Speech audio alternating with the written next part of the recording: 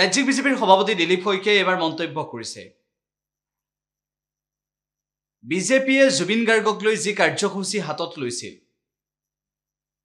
আমিও জুবিন ময়ো জুবিন এনেধৰণৰ শ্লোগান দি যি কাৰ্যসূচী হাতত লৈছিল তাৰ পৰৱৰ্তী সময়ত আমিও জুবিন অনুৰাগী ময়ো জুবিন অনুৰাগী এনেধৰণৰ শ্লোগান সলনি কৰিবলৈ বাধ্য হ'ল তাৰ পিছত বিজেপিয়ে সেই জুবিন গাৰ্গৰ সোঁৱৰণত জুবিন গাৰ্গৰ স্মৃতি সোঁৱৰি জুবিন গাৰ্গৰ বাবে ন্যায় বিচাৰি যি ৰেলী কৰিব বিচাৰিছিল সেই ৰেলীৰ শ্লোগান কিয় সলনি কৰিবলগীয়া হ'ল সেই সন্দৰ্ভত ৰাজ্যিক বিজেপিৰ সভাপতিগৰাকীয়ে মন্তব্য কৰিছে 100% আৰু জুবিনে ন্যায় পোৱা মানে জুবিনৰ অনুৰাগীৰ হিয়া হাত কৰা ন্যায় কোনো দোষী যাতে কোনো পদ্ধে হাৰি যাব নোৱাৰে সেইটো একেবাৰে ফুল প্ৰুফ চাৰ্জশ্বিট যিটো কোৱা হয় সেইটো SITৰ পৰা আমি আশা কৰিছোঁ SITক আমি দাবী কৰিছোঁ আৰু শীঘ্ৰে যিটো ন্যায় যিহেতু ন্যায়ালয়ে দিব ন্যায় চৰকাৰে নিদিয়ে কালিও মই কৈছোঁ যিমান হত্যা যিমান ধৰণৰ ঘটনা হৈছে তাৰ ন্যায় দিয়াৰ প্ৰক্ৰিয়াটো ন্যায়ালয়ে কৰে তদন্ত প্ৰক্ৰিয়াটো SITয়ে কৰিছে বা পুলিচে কৰে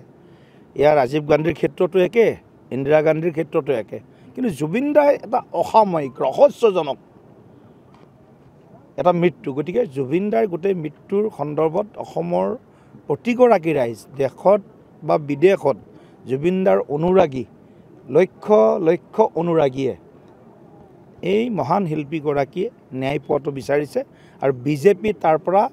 এটা চুটাও দূৰত নহয় বিজেপি ৰাইজৰ পক্ষত আছে বিজেপি ৰাইজৰ আবেগ অনুভূতিৰ লগত আছে আৰু বিজেপি ভাৰতীয় জনতা পাৰ্টি মানে জনতাৰ পাৰ্টি ৰাইজৰ লগত থকাটো আৰু ৰাইজৰ আবেগৰ লগত থকাটো ভাৰতীয় জনতা পাৰ্টিৰ দায়বদ্ধতা আৰু মুখ্যমন্ত্ৰীয়ে কৈছে যে বিধায়ক য'ত বিজেপি বিধায়ক আছে তাত জুবিন গাৰ্গৰ এটা প্ৰতিমূৰ্তি স্থাপন কৰিব তাত বিধায়ক নথকা সমষ্টিবিলাকত বিজেপিৰ কি চাওক কথাটো হ'ল প্ৰতিমূৰ্তিৰ কাৰণে কোনো চান্দা ইত্যাদি সংগ্ৰহ আমি কৰিব দিয়া নাই আপোনালোকৰ মাজৰ কোনোবাই এটা নিউজো বজাইছে বা কোনোবা এটা ছ'চিয়েল মিডিয়াত বজাইছে আমি যেতিয়া প্ৰেছ মিট কৰিছোঁ যে বিজেপিৰ জনপ্ৰতিনিধিসকলে মিলি কোনোবাই 500 টকা 1000 টকা দিব বা কোনোবাই 10,000 টকা দিব এয়া MLA MP হ'ব পাৰে পঞ্চায়তৰ প্ৰতিনিধি হ'ব পাৰে মিউনিচিপাল বোৰ্ডৰ প্ৰতিনিধি হ'ব পাৰে আৰু কাৰ্যকৰ্তাসকলে মিলি কিনে বুথৰ পৰা আৰম্ভ কৰি কাৰ্যকৰ্তাসকলে ইয়াত সহযোগ কৰিব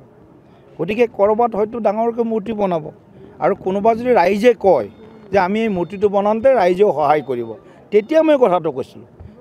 ইচ্ছাই ৰাইজে কিন্তু চান্দা বহি তুলি এপিল কৰি ৰাইজৰ ওচৰত বিজেপিয়ে কোনো চান্দা তুলিব নাযায় এই কথাটো স্পষ্ট কৰি আজি বজাব বুলি মই বিনম্ৰতাৰে আপোনালোকৰ ওচৰত অনুৰোধ জনাইছোঁ নহ'লে নেৰেটিভটো আপোনালোকে কাটি দেখাই থাকে এটা কাটি দেখালে আচল কথাটো নোলাই গৈ যিটো কথাৰে আপোনালোকৰ অলপ লাভ হয় সেইটো কথা বজায় আপোনালোক বুলি মই চবৰে কথা কোৱা নাই আকৌ এবাৰ ক্লিয়াৰ কাট কৰি দিছোঁ একাংশ এই কথাটো কাৰণ জুবিন দাই ন্যায় পোৱাটো আপোনালোকেও বিচাৰে আপুনিও বিচাৰে আমিও বিচাৰোঁ ইয়াত কিবা আৰু ছেকেণ্ড থট দ্বিতীয় চিন্তা আছে নেকি সংবাদ মাধ্যমে যেনেকৈ জুবিন দাই ন্যায় পোৱা বিচাৰে অসমৰ ৰাইজে যেনেকৈ জুবিন দাই ন্যায় পোৱা বিচাৰে ভাৰতীয় জনতা পাৰ্টি ইয়াৰ পৰা বেলেগ দূৰত নহয় ভাৰতীয় জনতা পাৰ্টিয়েও জুবিন দাই ন্যায় পোৱাটো মনে প্ৰাণে বিচাৰে আৰু জুবিন দাই ন্যায় পাবই লাগিব ধন্যবাদ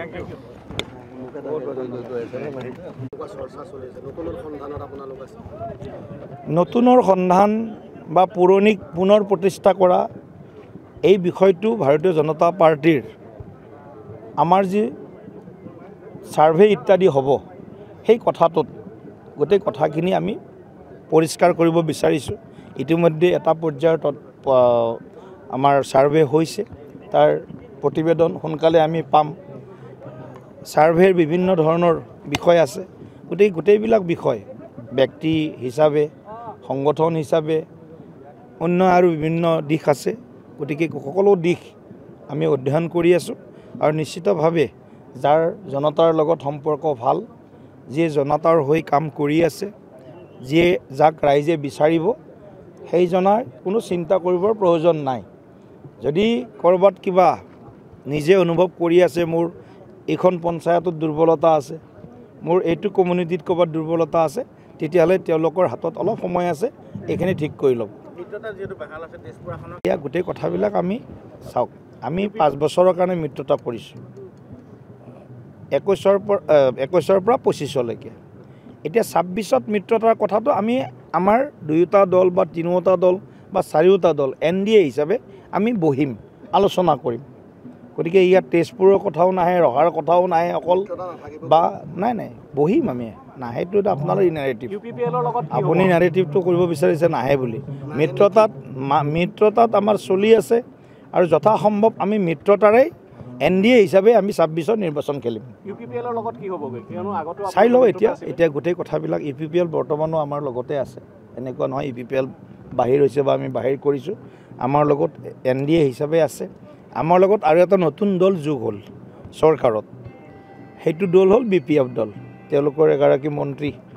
শপত গ্ৰহণ কৰিলে। গতিকে গোটেই কথাটো আমি সকলোকে বিচাৰোঁ যে অসমখনৰ স্বাৰ্থত,